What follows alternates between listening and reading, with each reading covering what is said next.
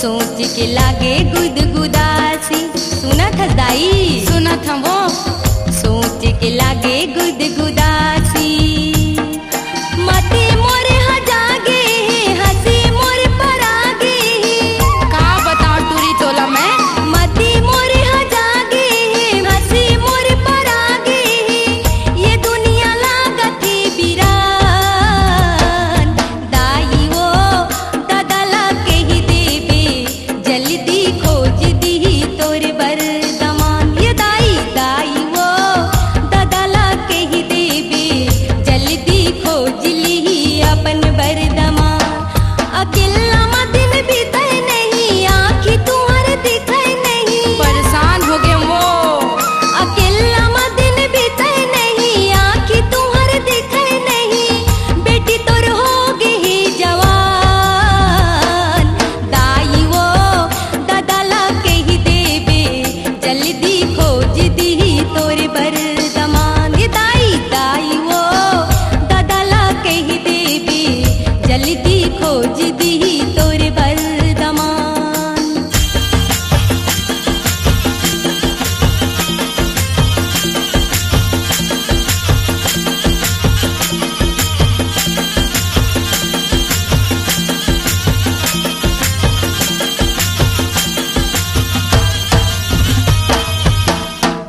Sundarani video world पर पेश है लक्ष्मी पांडे और ममता साहू की दिलकश आवाज का नया अंदाज, झूमा रे झूमा।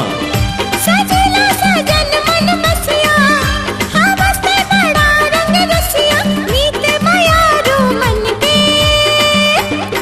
तोर प्रीत के लहरामा, होगे मगन मोर मन रे।